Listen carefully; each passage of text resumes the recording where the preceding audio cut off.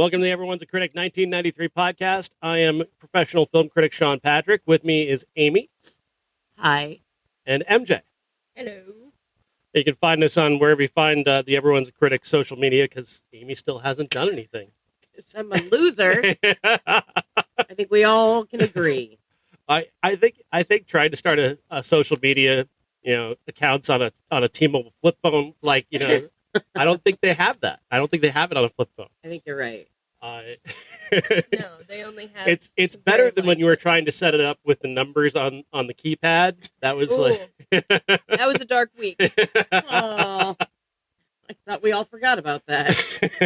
Let's just keep dredging up tragedy for me. It's fun. Anyway, luckily, she was watching Ellen, and Ellen was teaching her how to use one of those phones that are still plugged into the wall. Oh God, because I don't understand kids you days, or you kids these days, or just kids. What is kid? That's my question. Amy, the biggest fan of Ellen DeGeneres. Oh my God, go fuck yourself. Amy can fold a map. Tell me more, boomer. You dumb cunt. Anyway. Sorry, I woke up like this. Yeah. You know? Calling Ellen DeGeneres a dumb cunt. That's how your day started. Well, she always said be kind. And I've never done that, so why start now? We're talking, of course, about the movies of 1993, and we've got two movies this week. Yeah. And we're going to start with Last Action Hero, starring Sylvester Stallone. Is it Sylvester Stallone? Yes. Arnold Schwarzenegger. In a way. Arnold Schwarzenegger is the star of this film, along with a little boy. Austin O'Brien. Boy. Oh, yeah. Yeah. Was he a He's like 11, I thought. I got to find that out. That's going to bother me. I think he was on the younger side. He was adorable, but worldly. A little too worldly for my liking. Although, again, he reminded me of a young you. Just because he loved movies so much, and he knew the tropes, and he knew the stories. And no, that's fine. I like Austin O'Brien. He's a good dude, as far as I know. He could have been canceled in the last 30 years. I wouldn't have any idea. See, he's 42 now. Yeah, isn't that crazy? So he was 12. Yeah, when this came out. Wow, that's crazy. And this is kind of like the only thing he did, isn't it? I've not looked at the rest of his career, so I have no idea if he did anything other than this. Didn't we find out that now he's something else? Oh yeah, he's like a car salesman, isn't he? Yes. Shut up. That is not true. Something like that. Yeah, he sells cars now. He was in My Girl 2. Yeah. I'm sorry. If it doesn't have Klumsky going, his glasses, he needs his glasses, then it's not My Girl. Fuck you this morning. Why would you start any day off like that? Because I have to trigger every female Gen Xer that I talk to. Oh my God. That's the reason I'm getting violent in here today. I hate that movie so fucking much because of that. You know what? If anybody asks, it's like if they ask me about My Girl, like, have you ever seen it? So, I'm going to give you all the fucking spoilers. I'm going to tell you Macaulay Culkin dies from a fucking bee sting, and we all were traumatized for a good year after He that. died because he went to get Vita's ring that she dropped in the forest. Shut up! And he Stop went to it! pick Stop it up, Stop it! And the bees came, and he didn't have his medicine with him to save him, so he died, and Vita blamed herself. And then when she went to see him, because her dad runs the mortuary, so they had his funeral there at her house. Oh. She goes in to see him, and he's not wearing his glasses, and she's like, "He needs his glasses." I've seen that. And clip. she's like 12 years old. Oh my God. Next, let's do Doctor Who when he says, "I don't want to go." Or let's do the end of Andre when the little porpoise or whatever he was just went away, and she said, "I'll never forget my friend Andre." I'm not going to do this. I'm not doing this. I didn't even know about Andre. Oh my God, Andre, that fucking movie. I'm okay. So, Last Action Hero. Never forget the equally emotional "I Married Dora" ending, where they walk off the plane and wave to everybody because they've just been canceled. Okay, that's one I didn't cry over. I think we all had a good chuckle. I Rest in Married peace, Dora Elizabeth is Pena. about a man. I'm doing this all day today. It's about a man who married his maid so she could stay in the country, and that's the premise of their sitcom. You can imagine how racist this. And it lasted 2 episodes, and the last episode was like him getting her off the plane to keep her in America, and then they walk off the plane. And he's like, "Well, we've been canceled. Bye, everybody." That was it. Unprecedented, between Second episode. that, and then when Charles Rocket on SNL flipped off the screen at the end. That's two of my favorite things. I Married Dora ending and Charles Rocket flipping off the camera. I thought he just said "fuck." He flipped it off. He was talking, because I saw this in an Alison Pregler video. They showed the video of him talking about the end of Dallas, and I didn't expect to get fucking shot. And just Denny Dillon's shocked face, like, oh my god, bitch, you were on Dream On. Don't look like you're shocked at anything. She wasn't on Dream On by that point yet. Wasn't she? She was still on SNL. No, that's true. Okay, can you just decide on a lap and let's just sit here? Okay. Don't talk to the dog during the show. I can't fucking help it. He makes us talk to him. And MJ, stop sitting on her lap. This is weird. I do need to share this with you. It's a meme that says little yappy dickhead suddenly doesn't like loud noises. I'll get up a picture of my dog right there with some fireworks. So. Oh my god! Love this time of year. It's gonna be a miserable. Oh yeah. Few days. Yep. Few weeks. Looking forward. This dog vibrates like a fucking chair. He does. Like, and it breaks my heart because he really goes through it. But like while you're laying on your stomach and he's on your back, taking care of your back problems. It's true. See, he serves a purpose. I love him. I do love him. Anyway, last action hero. Can we get back Last to it? action hero. The premise of this movie is that a little boy gets a special magical ticket from his good friend, some elderly guy that his parents don't know, that works in a movie theater in the middle of the night. Yeah. Where you want your kids going? Well, and again, we're in New York City, okay? In New York City. And this kid's just doing fuck all whatever. And his mom, what does she do? Yeah. She loves classical music He's like, and she works somewhere. What is the nature of this business that there are homeless people like sleeping in this movie theater? Yeah. And it looks like Lord of the Flies in there. Like there's spray paint shit all over the restrooms walls. this way, Right. spray painted on the walls. Yeah. But he has the brand new Jack Slater movie somehow. Right. Why are they testing the brand new Jack Slater movie in what is essentially a flop house? It is a flop house, but they're changing it to a new theater. Isn't that I what he guess said? they're turning it into a Regal. What he said. Of course they are. How very 90s. Yeah. But it's again, we have one of those weird relationships: young child, old man. Yeah. I don't even want to know how that started. But anyway, it's wholesome. It's wholesome. It is wholesome. I'm talking like I don't like this movie, but I really did. I really did actually enjoy it. I really did. There's just a lot of things that lead you to go, Yeah. You know? Yeah. That doesn't seem right. I'm not so sure about that one. Right. Yeah. So I do old Arsenio Hall bits. Makes it make you go, Get out of here. It is the 90s that we're in here. That's true. So he gets a magical movie ticket. The ticket gets torn. The magic is loose. Harry Houdini created this ticket and gave it to the old man, who now gives it to this kid, and said, "Don't worry, this is magical, so you should be aware." And it's so magical that when he watches Jack Slater 5, Jack Slater is his favorite action hero, played by Arnold Schwarzenegger. Mm-hmm. Arnold Schwarzenegger as himself in the movie, but also as Jack Slater. Yeah. The kid gets transported into the movie.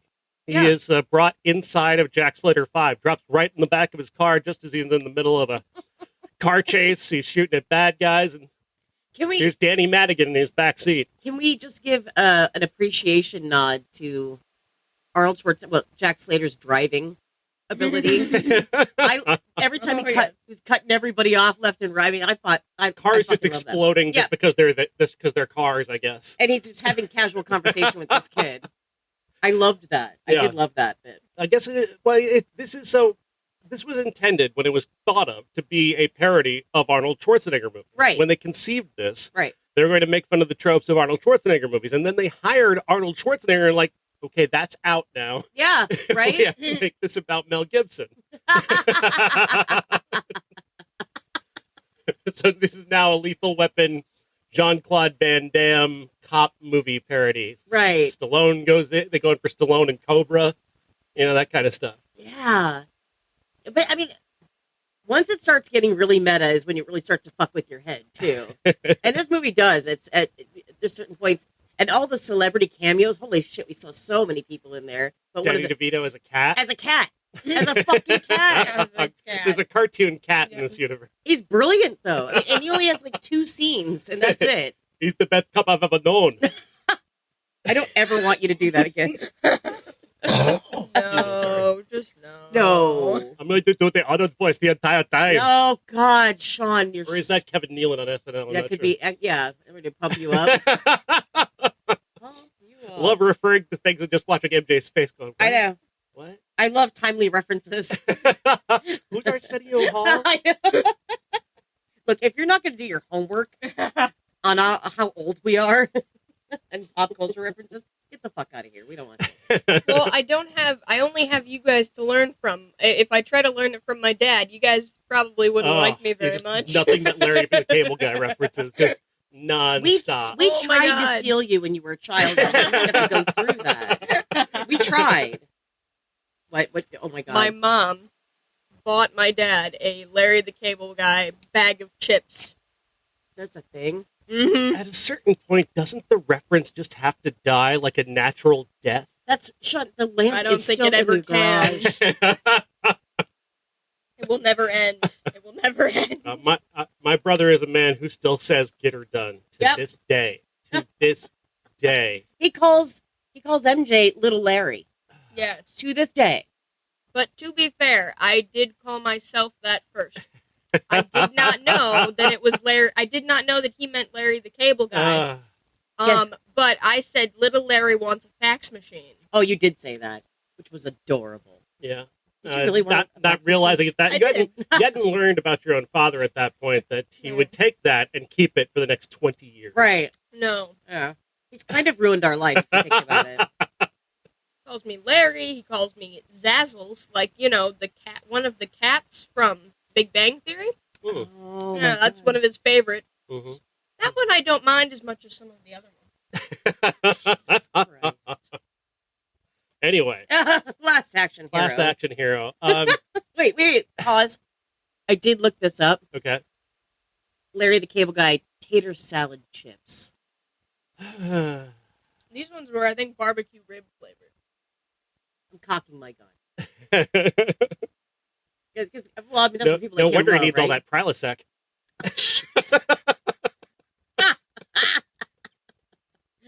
All right. Sorry, next. Last action hero. Yeah. We can't stay on task today. No. So the chase scene, there's like a bit there that it's so meta at this point. Like they've killed his second cousin, who's played by Art Carney. Yeah. And, weird choices. Dressed as Ed Norton. They do the Lethal Weapon joke where these two cops are going into the second cousin's house, and like Schwarzenegger tells them to go away, and then they get blown up. Yeah. And like the cop in the tree is a black guy who goes, "I'm too old for this shit." Which we love. That's a Danny Glover classic. But yeah, I get MJ just glassing over. it's all right. You take a nap, honey. We'll wake you up when we get to the next movie. But MJ's like looking at their phone. Just finally looks up and I'm goes, "You know not what? old enough for this shit. Yeah. I'm gonna take a nap, you guys." It's like, do you? We can pause it. No, you go ahead. I'll get back to it. No, we did actually pause it, but Yeah. poor thing. Oh, yeah. Yeah. It was like it. So can you recall any of this movie at all? Maybe a scene that you thought was good. Yeah, well, so I do recall, like, the basic, like, storyline of it. Like, I don't remember, like, a lot of details, but I really just liked the whole premise of being able to step into a movie. Yes. Like, that is my favorite thing about this movie, is that you can step into another movie. Yeah, well, okay, here's a good question. What movie would you step into if you Umbrella Academy. Woo! That's a TV show. Could? Doesn't matter, we'd still step into it. Yeah, we would be in it right now I'm if we had just- that ticket. Gotta go hang out with Klaus and his cult. That's what I'm gonna do. I do the same thing. Go hang out with a grumpy old man child. Sounds weird, but it's appealing to God, me. you have to take me with you if you do that. Please. Sean, what movie would you step into if you had the ticket? If you could. Any movie, any or TV show. Taking care of business because the Cubs win the World Series in that one. With Jim Belushi. He breaks out of prison to go see the Cubs play the Angels in the World Series. Oh my God. And annoys the shit out of Charles Grodin. Well, as he should. Charles Grodin needs to punch him in the face. Wow. It's the only good James Belushi movie as far as I'm concerned. Well, let's just not call it his movie. Let's call it Charles Grodin's movie. Because I don't want to give him anything. You know what I mean? But Charlie Grodin, you can have it all. So. He's wonderful. Yeah. So the Cubs win the World Series in that one, so that's where I'm going. Yeah. That makes sense. Yeah. I get it. I could say Indiana Jones and the Temple of Doom because that is now my new Indiana Jones favorite now after watching that again this week. Your microwave nostalgia movie? No, Temple of Doom. Oh, Temple of Doom. Not Dial of Destiny. I don't like Dial of Destiny. Yeah. No, but Temple of Doom I just watched this week for the other show.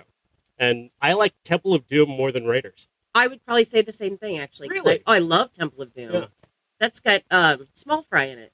Yeah. Yeah, I love Kiwi that. prawn. Yeah. Oh, absolutely. Yeah. Absolutely. Yeah, short round.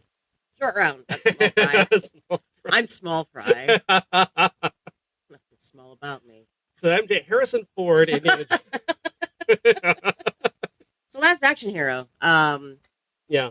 Last Action Hero said that that's the just like meta gags. Like there's the chase scene that Danny falls into. There's like this heavy metal soundtrack going on while he's shooting bad guys who are chasing him, and this is bizarre, like over the top chase scene where everything is just exploding.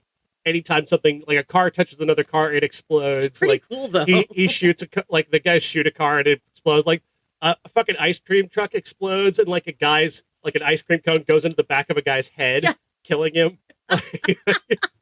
It's just completely over the top. But the gag of the moment though is like when the music stops, Arnold reaches over and grabs a mini disc and puts in another rock and roll song. Yeah, a mini disc. A fucking mini disc. Do you know how rare those things were? Holy This movie shit. had a big budget, so they could afford mini discs. Yeah, well. The soundtrack for this, by the way, incredibly popular and well known. Probably more popular than the actual movie. Agreed. Again, Def Leppard. Two steps behind. Like, not in the movie at all. Biggest hit from Megadeth in their entire career. Yep. AC/DC. Cypress fucking Hill, man. Yeah. Oh, I thought that was a badass inclusion. Yeah. But yeah. So MJ, these are music artists from the 90s. So what music is? It's just a series of notes. Yeah. Pretty cool soundtrack. Yeah. I think that there's a few things in there, and now I'm trying to remember, and I was going to take notes. But now I forgot. That worked out well. Yeah. Well, I mean, I rarely do take, not since I'm not some whore from Cincinnati or something like that. Whatever movie that was from. you blocked this from your memory. MJ. What was that one? I literally just found it on my phone. I'm like, what the fuck? Oh, What was I was it talking about? Was that Body of Evidence? I think it was. Might have been Body of Evidence. Some whore from whatever it Yeah. was. Oh no, it wasn't that from Sliver? it was No. Sliver was plastic yeast infection, right? That was the T-shirt, yeah. Oh, I'm sorry. I'm not just some bitch from Connecticut. There we go. that was my quote. That's Three of the Hearts. line. Three of Hearts. Yeah. Three of Hearts. Very See, good. I William Baldwin movie. yeah. That was from that one?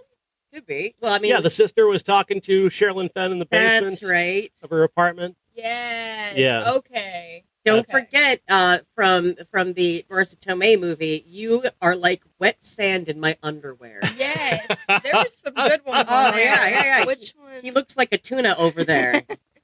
Squirrels in my stomach. If it weren't for my sugar jars, I wouldn't know how much money I had.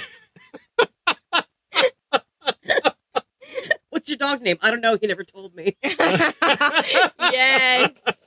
Some classics there. Oh wow, yeah. Magic Records and a Baboon Heart. All right, there we go. Check out the Untamed Heart episode. It's online now. Absolutely. Wherever It's podcasts great. are sold. The physical podcast. Yes. I don't love this movie as much as you do. I was surprised by how much you liked this movie. Just because I was really looking, I think, and because again, I don't like Arnold Schwarzenegger. Right. And I didn't care about this movie back then, but I really found the meta stuff really kind of cool and clever for that period of time to make fun of a genre that, let's face it, was saturated. You know, like it's all we fucking saw. Yeah.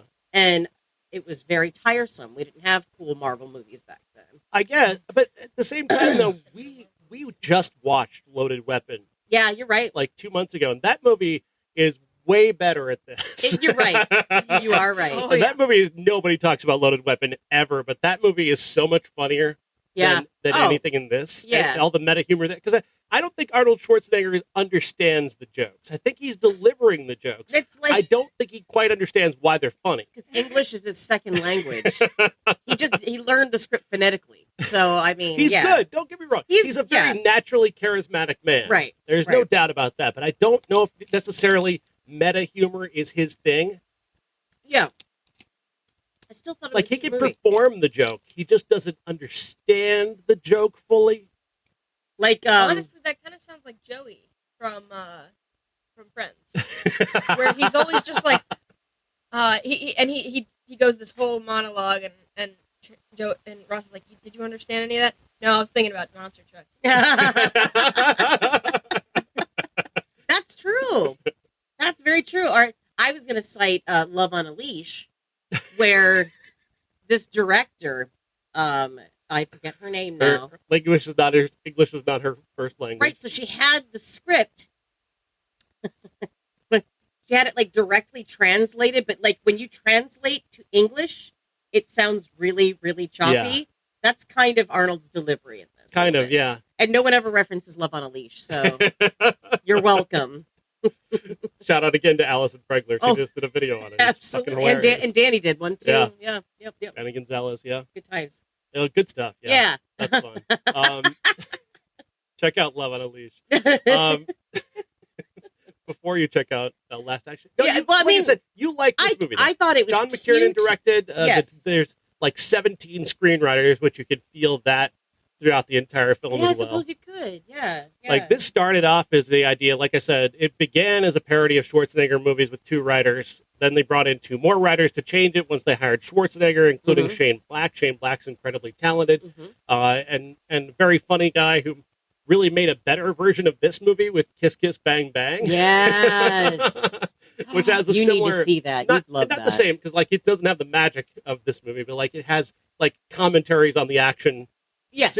genre Right. in that way. Right. That are very much funnier than this. Yeah. But he got fired. They brought in, I think it was Akiva Goldsmith they brought in, who's like an Academy Award winner. Like a lot of really talented people. William Goldman, excuse me. They brought him in, and again, a lot of really talented people worked on this, but everybody's ideas got in there essentially. Yeah, so it just kind of became a mess of Yeah. but I mean, again, I think it was just a cute mess as well. You know what I mean? It was, I think, highly entertaining, and I think that there's a lot of kids that probably saw this movie if they were probably Austin's age, going, "That's pretty fucking rad." You know what I mean? Like that's pretty fucking rad. So I don't know. I think I was just in the mood. Plus, we were watching John Wick that night. Yeah. I knew, you know what I mean? Like I was just ready for some action. That's what I wanted. So I got to tell you guys the story behind this movie, the multiple yes. different stories behind this movie that are fucking fantastic. Okay. So this conceived idea was just set apart by this one particular executive who decided we're opening this movie on July 17th of 1993, Right. no matter what. Of course, he did this aware that the week before, a movie called Jurassic Park was coming out. Yeah, you're right. So the week before this movie comes out, the biggest movie of all time at the time is going to drop. And it Right. is going to destroy The box office. everything that comes after Yeah, it. that's You true. try and follow Jurassic Park, it's like trying to follow the Stones in '66. Like, it just, don't get on that stage. Don't do it. Still don't get it though. Like, do not do this. I don't But he know. did it. He said, this is the date. We're doing this. Here's $250 million. So they go ahead and they start making this movie about 8 months before it's supposed to come out, which, if you know anything about movies, 8 months is not a long time to make a movie this complicated with that many screenwriters. Are you serious? At 8 months. It took, Umbrella Academy did what? They had 6 episodes for the new season, 6 months. So an episode per month is what they did, basically. Episode per month. Per month. But Yeah. 8 months. Like, that 8 gives me months to try. stress. Like, I'm You anxious. want stress? Yeah. Try being John McTiernan. Okay. Because this guy's trying to make this movie that most of the people making it don't understand, that he kind of only vaguely understands in terms of the story, because it's this deeply meta comedy that they're making. That, again, their star was the subject of that comedy, and now he's delivering the comedy. Oh my God! Wow. So they're coming up on this, and they're like, please change the date. Move us back like 2-3 weeks. Give us more time. They are coming down to the wire on this thing, so much so that the premiere of this movie that happened the same weekend that Jurassic Park opened, they finished the movie 3 days before that. Shut up! Locked picture 3 days before the premiere. Whoa. Oh my God! Ah. Yeah. That sounds A mere 10 days before the movie was opening in theaters nationwide. They barely had enough time to finish prints to send to movie theaters. God damn! Why? Like, why would you want that kind of stress in your life? But my favorite part of the last action hero story comes in the marketing campaign. God. So they wanted to be the first movie in space. Fuck you! Are So you they- serious? So they partnered with NASA. Oh. They paid NASA $25 million to put Jack Slater, Arnold Schwarzenegger, on the side of a NASA rocket that was going into space. $25 million. And Yes. a week before the movie's supposed to open, this thing is supposed to go into space and put Last Action Hero on the map. The only thing was, weather in Florida is unpredictable. So they had to Everything scrap. in Florida is. They had to scrap this $25 million NASA launch. Oh. It's okay though. It's gonna 2 weeks. It'll be the second week. They'll promote the movie in the second week. Nope, because the Gemini rocket doesn't work Oh my God! at all. So it's not going up in any way. Wow. Also, NASA's not giving you your money back. Yeah.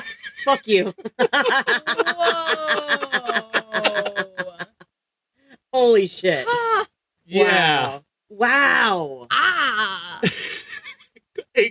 But could there not be a better metaphor for this movie than a rocket that fails to take off? Yeah.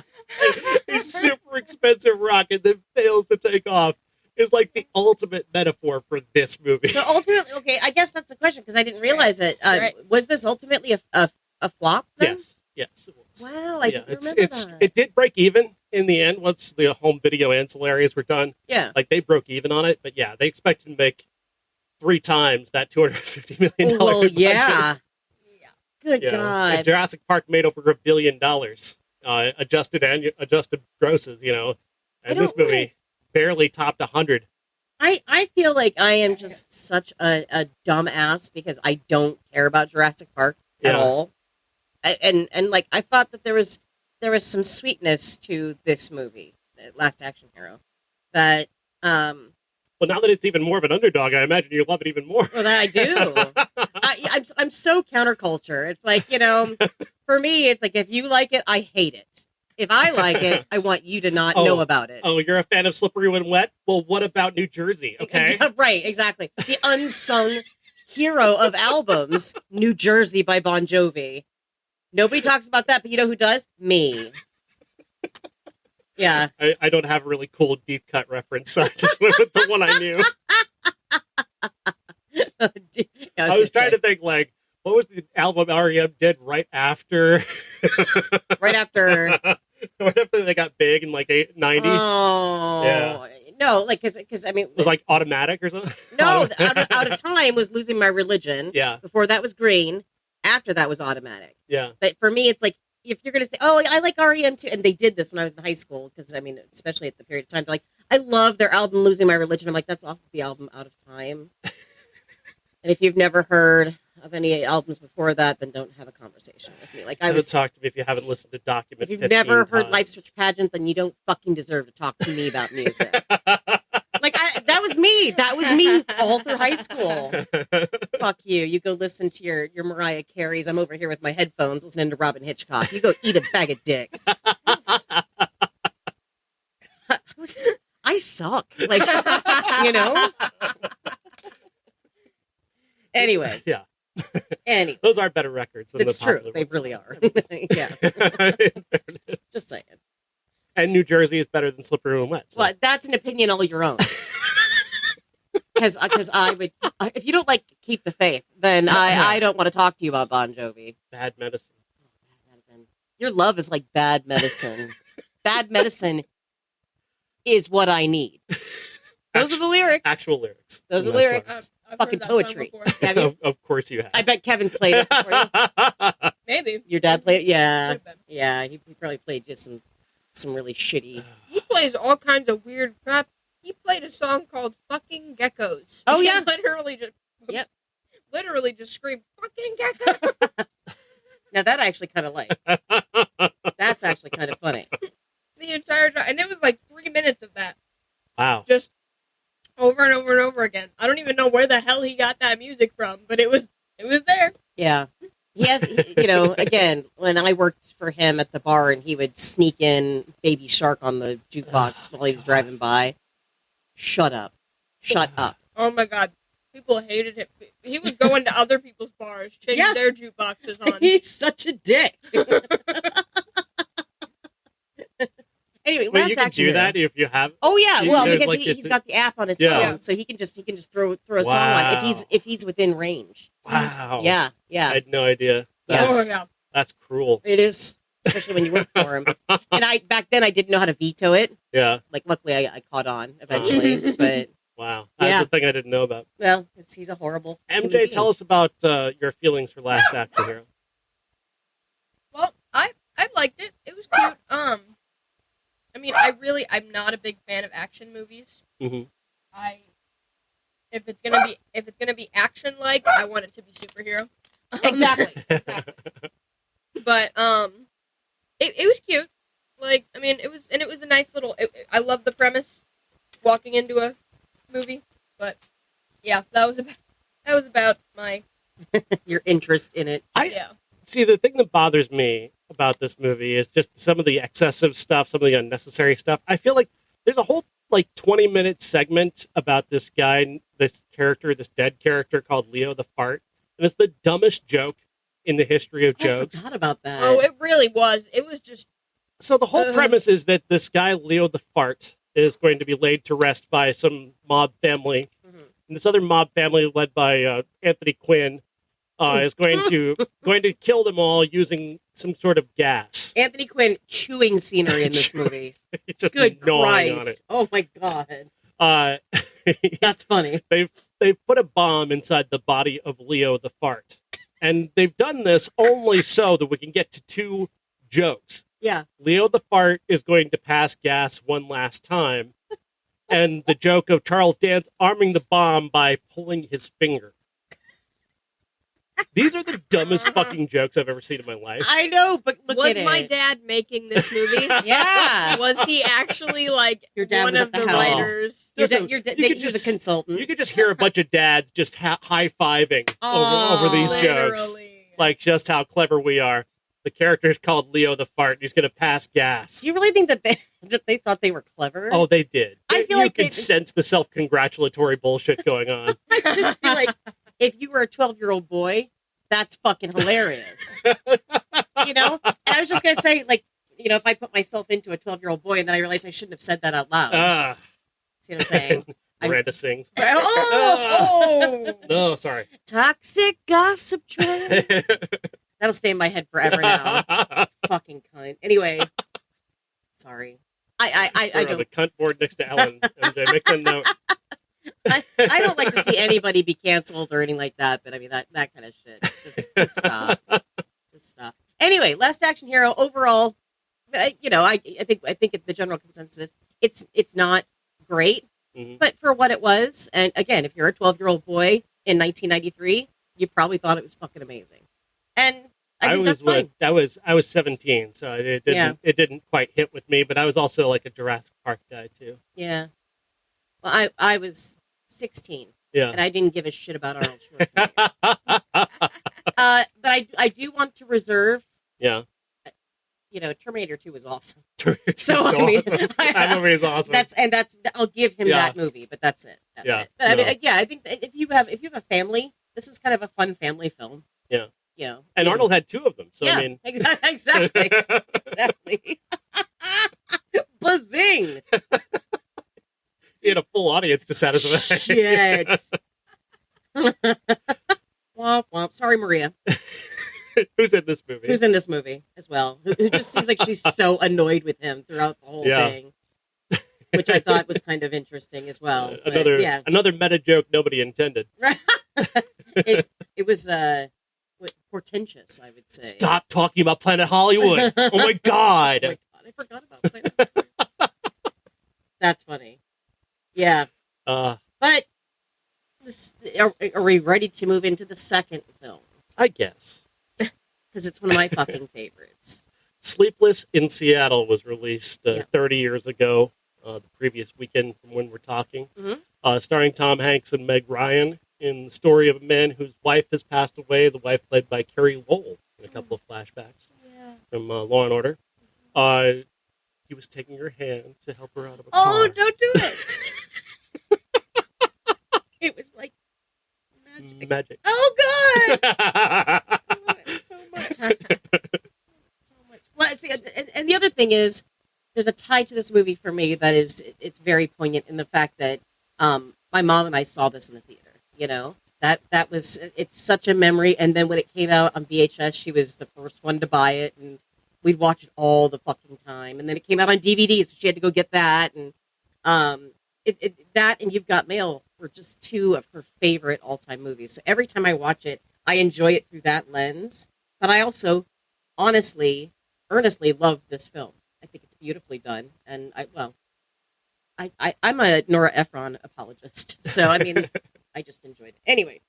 MJ, what's your take on romantic comedy? I like it when it's done well. And it was done well this time. I really, really liked it. Fun fact about this movie is that there was only one scene that Meg Ryan and Tom Hanks were in together, and that was the end of the film.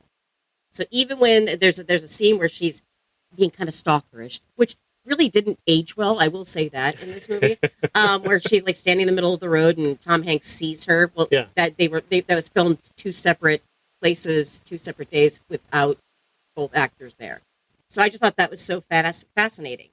And yeah, here again, there's a troika. There's a Tom Hanks, Meg Ryan troika. Joe versus the Volcano. The best movie they did. The best movie they've ever done. Sleepless in Seattle, and You've Got Mail. So, and You've Got Mail, I think, again, was another one where they only had, was it only a couple of scenes totally together? Because a lot of it was like reacting. Yeah, they're watching like emails come to each other. Yeah. Still cute. Because of course it's called You've Got Mail. Because that's what back in the day we were using a thing called AOL, and whenever you log into AOL, You've got mail. I fucking know. Anyway. But just doom your movie. Just go ahead and doom your movie with that title. Just make sure that this movie will never leave the time frame in which it exists. Right. Yeah. They really thought that we were in the future with that one. So I don't want to turn this into a You've Got Mail bash because I do love that movie as well. I don't care. But yeah, so overall, fuck off. Sorry. God, this is why you shouldn't listen to this on a Sunday. It's like going to church. So yeah, so his wife dies. He's got a son named Jonah who calls in to this radio show. This doctor. Yeah, I can't remember her name. Oh my god. She's a Dr. Laura clone. Or no, not Dr. Laura. Who was that lady on Mix 96 back in the day? Delilah. Delilah. Yeah. That's really what Who's it's on your heart tonight? Yeah. Shut up, Delilah. It's like Delilah crossed with Dr. Laura. Yeah. Fieldstone. Dr. Marcia Fieldstone. I knew it was Marcia. Yes. I remembered. So Jonah calls in. Jonah's 8 years old, by the way. Calls in and says, I want to find a wife for my dad. And Tom Hanks is still mourning the loss of his wife. Some really kind of sweet moments of him, you know. I can't even talk about this. I'm going to start crying again.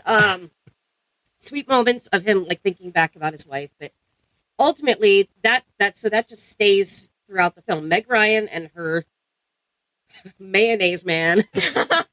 Oh Bill my Pullman. god, Bill he Pullman. is He's the whitest. so mayonnaise. Oh, so.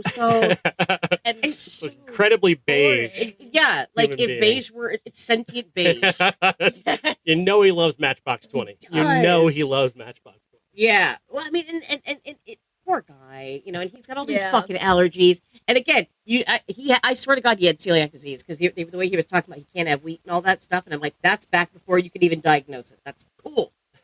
Just because I have that. So, but yeah, you feel bad for him eventually, but he's kind of a sad sack, and he's going to find somebody who's probably exactly like him. Yeah. But I mean, And ultimately, he needs that. He needs somebody that's he like deserves him. more mayo.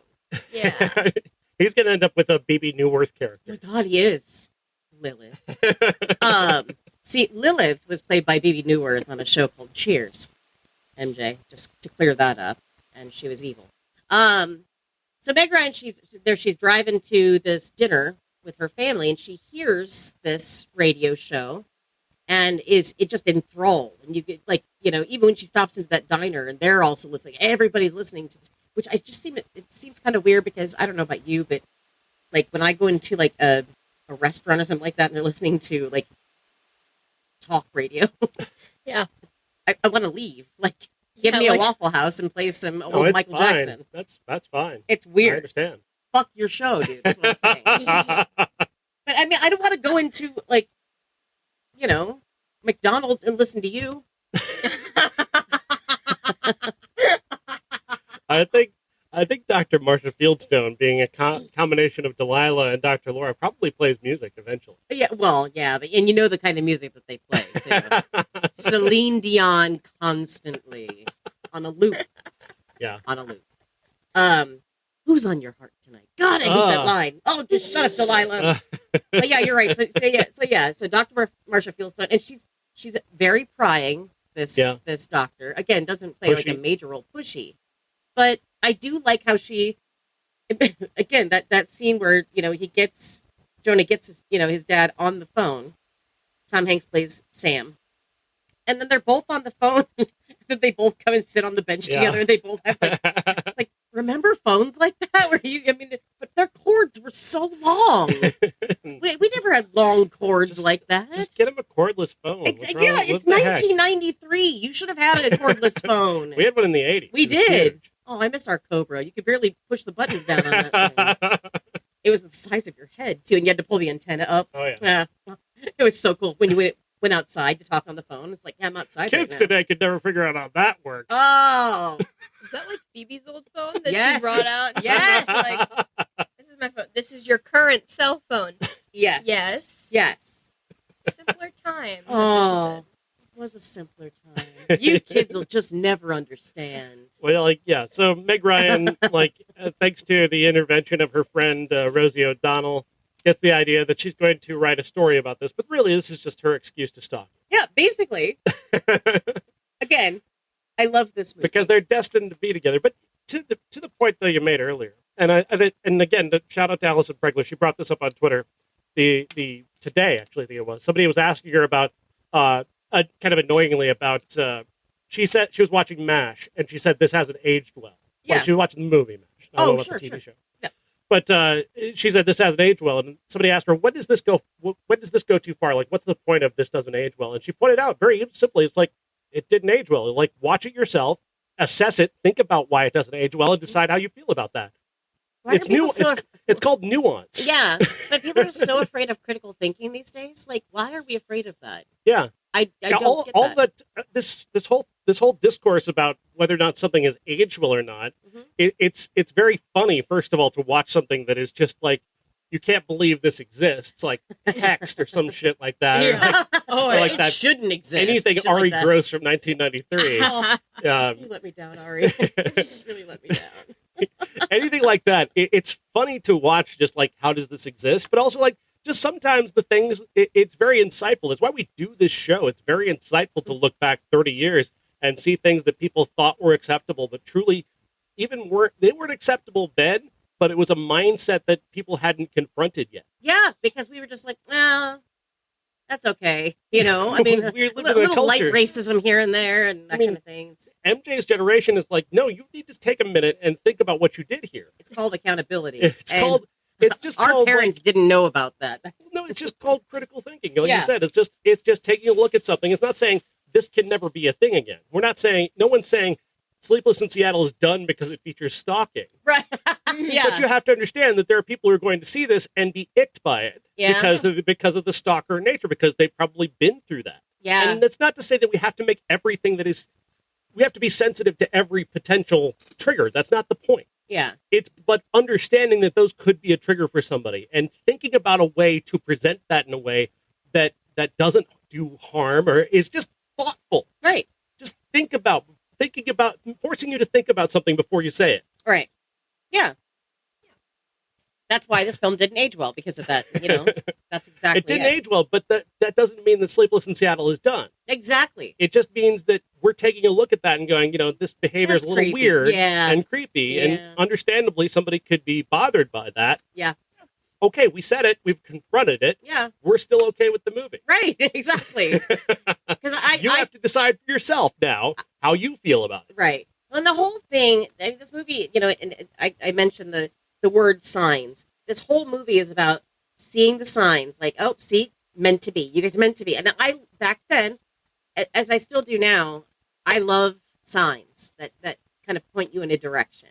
And I think that's why, we get that kind of stalkery thing that really, ultimately, it's her just following her bliss, following her gut, that just says, go try it. What's the worst that he can do? I'm not going to murder him. You know what I mean? Like, so but again, I'm a lot more,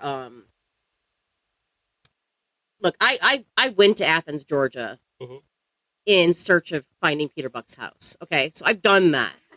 I was in my 20s because of movies like this. That's just like, follow your gut. I didn't know he was married at the time. Yeah. Yeah. I never found his house. That's good. Yeah, I I'm think glad. so. I think so. Again, I was 20. And my friend Britt enabled me, and we both just drove down there, and that's what happened. But it was a great trip. Oh, I loved Athens. But yeah, again, we did things in our past that we're not proud of, okay? That's all I'm saying. That's all I'm saying.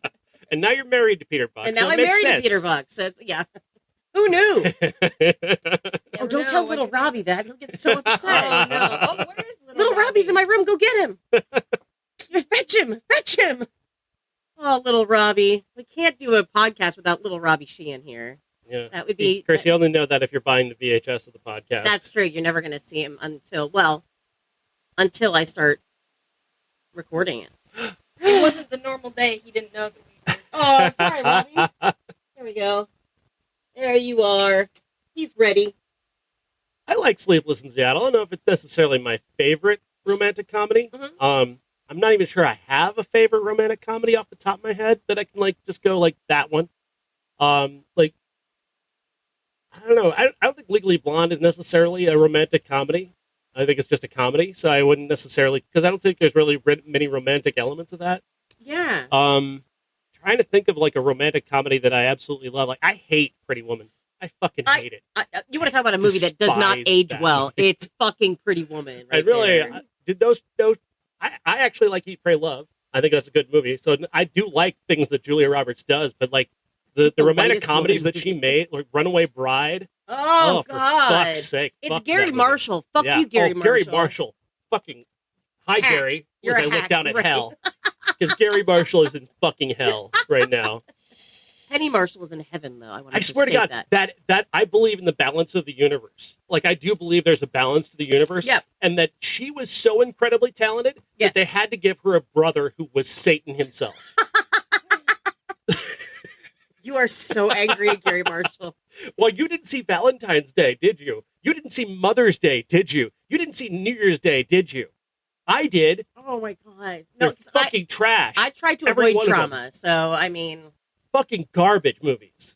On top of the fact that he once put Rosie O'Donnell and Dan Aykroyd in fetish gear in a sex movie. East of Eden? That happened. Was that East of Eden? That happened. That was an Anne Rice book. Yeah. Yeah, that's gross. They tried to make that book into a comedy. And that book was not a comedy. Trust me, it was not a comedy. Yeah. Let's get the guy who made Happy Days to do our fetish movie. That sounds like a great plan. And then just gonna put Rosie O'Donnell and fucking Dan Aykroyd in fucking leather. Oh, I think you might have talked about this before. I feel like I've heard about the leather disaster. When did this come out? Oh, God, I have no idea. I thought it was around this period of time. I want to watch it. Can we watch it? I never want to see that fucking movie again in my life. Yeah. Do you want to tell us where it touched you? Show us on the doll. Show us on little Robbie where it touched you. I hate Gary Marshall. I hate, like, that type of movie. Yeah, so agreed. I'm trying to think, like, the best romantic comedy I've ever seen. And maybe you've like seen a lot, though. So it's hard for me to like. I'll go back to like the Cary Grant stuff of like the 30s, like My Girl Friday, or His Girl Friday. Yeah. That's a great one. But that's more of a screwball than it is a romance. It is. That's like for me. Philadelphia Story, like kind of. Yeah, I would say that's in the rom-com adjacent. Yeah. They didn't really call it that back in the day, and so they didn't really have the tropes that we have today. That's true. Pillow Talk with Doris Day and Rock Hudson. I fucking love that movie. I will say this. I think Marry Me, Jennifer Lopez and Owen Wilson was actually a really great movie. Yeah. That was a really, for such a shitty premise. Yeah, yes. and really, the minute you see the ad for it, you're like, oh, fuck, this is going to suck. I totally thought that. I totally thought like there's no way J-Lo and Owen Wilson are going to work together and have that kind of chemistry. They fucking nailed that shit. I loved your review for that movie because then it's like it gives you hope that you can be surprised sometimes. Yeah. I love that. Yeah, I mean they did all the tropes, but if you do the tropes well, it can still work. Right. Like people often get on me about talking about marketing campaigns and movies that just are very the same. But you can do a movie like you can still do romantic comedy today and do it just a little bit different and make it work. Like, oh God, what's that movie? Oh, shit. The Big Sick. I don't necessarily call that a comedy because it's not. But it does have its moments. But it is romantic. Absolutely. It's incredibly romantic. Absolutely. Zoe Kazan and Harry Potter made a movie a few years ago. I rember that. And Harry Potter. Dead Radcliffe. Don't dead name him. He's Daniel Radcliffe, okay? We don't talk about it. We watch it, but we don't talk about it. Sorry, Daniel. Talking about dead naming anything related to J.K. Rowling. I know. Sorry. Oh. Cunt. Add her to the cunt board. Yeah. We need one of those. You cunt. Actually, we do. I'll bring a whiteboard next time. Yeah, it's like we'll see how many people Amy can call a cunt in one go. Somebody told me the other day, I'm like, me and my wife, we hate the word cunt. And I'm like, I am not going to be friends with you. We are not going to enjoy our time together at all. Real quick, just because I was thinking about this, MJ and I go back and forth on Tumblr a lot. And what did we find was there was a whole, what was it, the movie, or was it a TV show? Where I was going to play the old guy that mowed the lawn at 3 a.m. Oh, that was on Instagram, actually. Oh, I was just looking for it. Yeah, so find it. So, it was... Oh, okay. Okay, so we want this to happen. This was the specific idea. So it was like, I think my neighborhood deserves a sitcom because there's me, the teen blogger, a house with 8 nuns, a drug dealer who drives a Hummer, a Scottish man who only ever wears a kilt and mows his lawn at 3 a.m., an elderly couple who drive everywhere on their lawnmower, a peacock who has been roaming the neighborhood for years and no one knows why. No one knows why. Or where it came from. Yeah. And it was like, well, we've already got elderly couples that ride their lawnmowers everywhere. If we did it around here, it would be so easy. Me and Bree saw a guy with a baby in a diaper just riding from the trailer park to the Casey's. Welcome to Princeton, Iowa, guys. Welcome. Wow. And this is an interesting time because there's a tractor lawnmower show up there at the school today. Yeah, I saw a lot of white people up there. There's a lot. Sorry. A lot. We're white. I should say that, but I mean, my God. No, but so like, and we're going back and forth. And again, stuff like this, you were talking about building it, like building a good movie. You can do a good romantic comedy. You can do a good thing in this day and age without making it weird, cringy, creepy. Mm-hmm. And like that idea right there. You just have to elevate the premise. That's the key. Yeah. You find ways to work in the margins. Instead of, you're going to enact the tropes no matter what you do. Right. And this applies to horror. This applies to action. It applies to any genre. Mm-hmm. Romantic comedy just happens to have the most kind of rote set of principles. Like going into most romantic comedies, they have to end up together. That's the way it works. It's fucking better. Yeah. What did I pay for? Once you know that is your destination, you have to figure out ways to make it better than what it might be. Right. Right. Well, I think we're so used to. I mean, again, when you grow up around tropes like that, I mean, I could make a romantic comedy in my head right now. Is it going to be good? Probably not, but I can make sure that I know it goes all in the right direction of where it needs to go. And you need that one moment where they break up, yeah, but they're going to get back together in the final act. And there's going to be a song at the end by Rob Thomas. There's just going to be. Incidentally, I forgive you, Rob Thomas, for making crappy music because you did like George Michael, and I think that's really fucking cool. Anyway, aside from that, but what you can say about Sleepless in Seattle is that as much as it's credited for being like the template for these tropes, it doesn't live into any of them. Right. The main characters barely know each other. They don't see each other. Like they're, as much as there might exist some serious romantic tropes going on, this is not a typical romantic comedy. No. These aren't two people who bicker and then fall in love and then break up and then get back together. No, that's You've Got Mail. Yeah. But I think that's why this is it's a clever movie. With one of the things that Nora Ephron does is she works in the margins. She works on the jokes. Like there's this whole very funny thing that has absolutely nothing to do with the main plot. Rob Reiner and Tom Hanks are having a conversation in a diner about Tom Hanks starting to date again. Mm-hmm. And he's asking Rob Reiner for tips, like, what's it like out there? And like, when's the last time you're out there? 1978. Things have changed. Lots of stuff about butts now. Yeah. And then, how's my butt? You got a good butt. That was so great. That was so funny. That was like the funniest part of the movie. That was a great moment, too.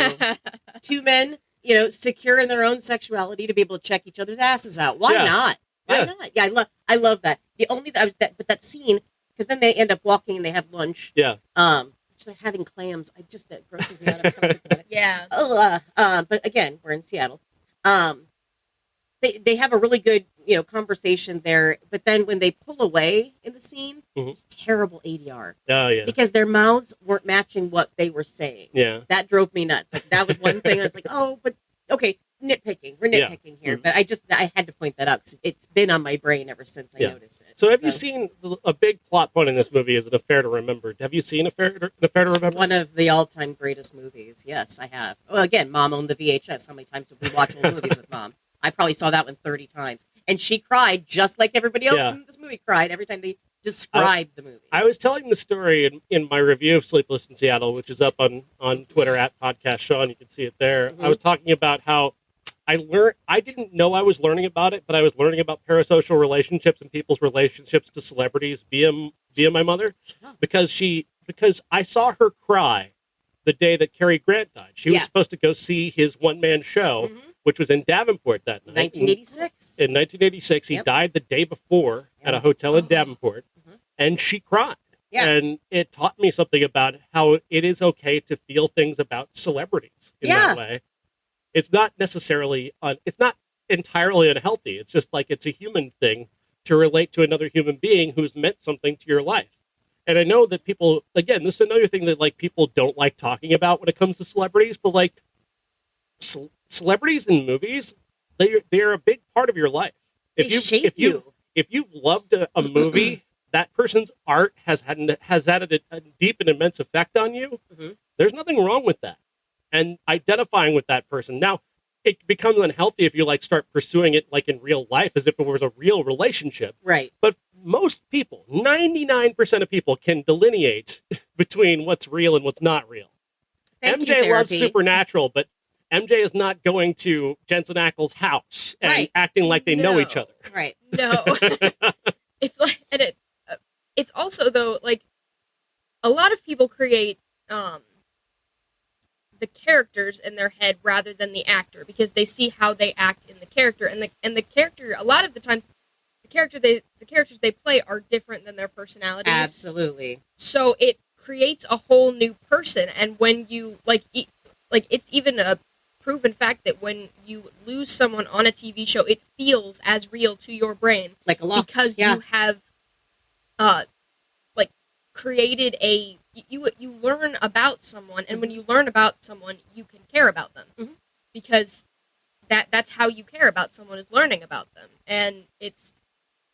I think that's a normal emotional attachment, and I don't think that anybody who wrote books about psychiatry like Freud, did before movies and whatnot, would understand that, that trying to delineate between those two different realities. I think so.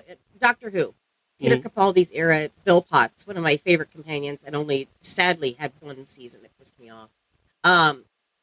One of the reasons why that character resonates so much to me, and why to this day Bill still matters to me, and I think about her all the time. And I love Pearl Mackie anyway, but I'm talking about Bill the character.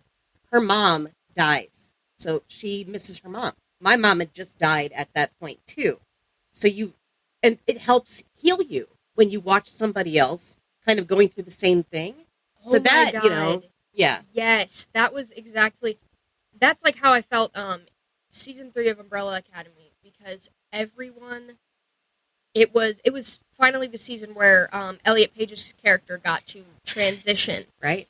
And it's that it was unrealistic, because no one messed up, but that felt so incredible and like powerful, relatable, yes. because you understand that. And it's just like that. I'm more bonded to that character now, because it's like, wow, yeah, you got an amazing experience, and it heals you a little bit to see someone else have a better experience than you. I have to piggyback on you for that, because again, that show, and because of Victor and all of that, and knowing what you're going through, that made me love the show more too. And it gives you an appreciation of actors and, well, writers. By the way, writer strike's still going, so pay your people, please. But yeah. Anyway, overall, that's, I guess, going back to. All I'm saying is that when Tom Hanks eventually does die, it's going to be a national day of mourning. You're not fucking kidding. Yeah. You are not fucking kidding. For real. And it's okay. It is okay to feel that way. It is okay to have that, because, he has meant a lot to so many people for so long. His experiences on screen via these characters.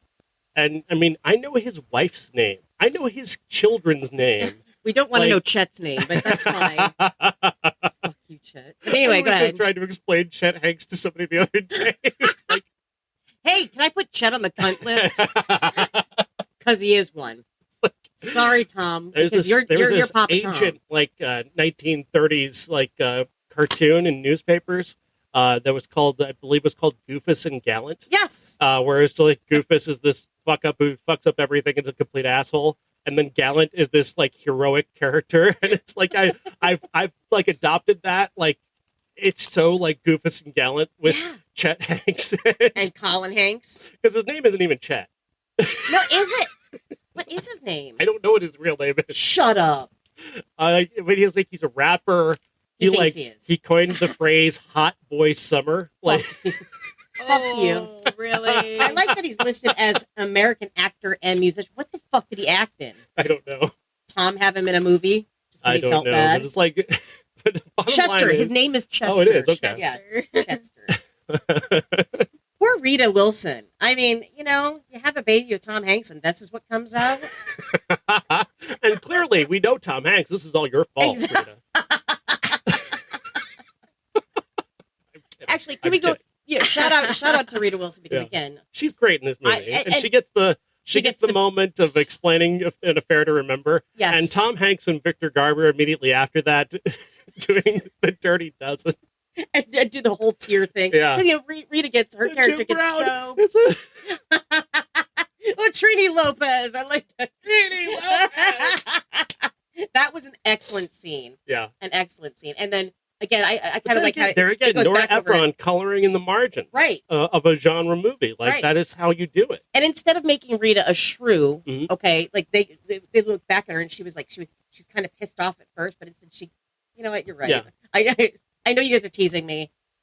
It's cool. Yeah. It's cool. But Because yeah, it's not misogynist. It's not like being dicks for Right. being dicks. They've got a friendship dynamic that is realistic and relatable. exactly. There's Again, a lived-in part of that. That, like, again, that's entirely Nora Ephron and working with her actors, is Yep. that she lets Victor Garber, Tom Hanks, and Rita Wilson create this dynamic that only exists in a couple scenes, but looks like it's lasted for decades. thank God. Again, Victor Garber keeps popping up in some of these movies, and I fucking love it. And I forgot he was in this. I totally forgot that he was in it. And like every time I see his face, it's just like, yay! It's good to see you, pal. Like he's just that old friend that you've known forever. He's a character actor, but he's damn good at what he does. That's why you need to get to Legends. Oh, shut up! I'm on my way. So good. He's so good in it. Yeah. I love his character. His character is one of my favorites. I need love to. it. I need to. Did you ever watch Alias? Yeah, you should watch Alias. I think you would like that. Anyway, sorry, we are so off topic today. Chet Hanks is a cunt, and we love Sleepless in Seattle. How about that? Hey, wow. Succinct. It's what I do. I could just apply that to my own life. So, MJ, do you have the cunt list in front of you? Is Yes, this, I actually do. who's on the list? We've got J.K. Rowling, Yeah. Ellen, Yeah. and Chet Hanks. Yeah, I yeah. thought it I was feel like we forgot one. I feel like we forgot one. Anyway, doesn't matter. I'll think about it later. Yeah. Got another bullet point. I'm glad that you did that. Yeah, Hey, thank you for bullet points. yeah. We do need a dry erase board for this stuff. Yes, next week. Next week.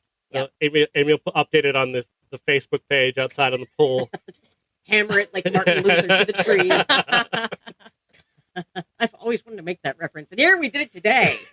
Definitely needs to be like Awesome! of our Patreon or something like that. Just put it out there and Tacked just to take a picture of it. Yes. Oh my God. Stop it with the drops, will you? Never. Hey. That's the Boobazilla, isn't Yeah. it? I want I don't know which any of the buttons do. They're just all there. I want the cheering one after I say J.K. Rowling's a cunt. Thank you. Sit down, everybody. Anyway, Filmed in yeah, front of a live studio audience. it's been my entire life. Sit, Ubu, sit. Good Good dog. dog. Woof. Sorry, Oh, God. sorry. Our brains don't work. It's I'm sorry too. Yeah. Honestly, like we've just veered off. So far off course. It But did. I mean, we did talk about the movie. Yeah. Technically, we We did. just recommended it. squirrel brain. Yeah, squirrel brain, That's shiny the- object. That's kind of Well, the me and show, my mother did. Yeah. honestly. Yeah, I mean it really is.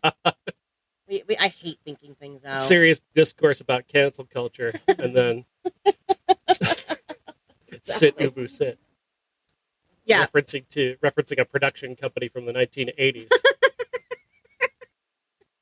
There's more. I could think of more. Oh, stop it. What other guy who's typing and then he rips off the page and just goes flying? Oh.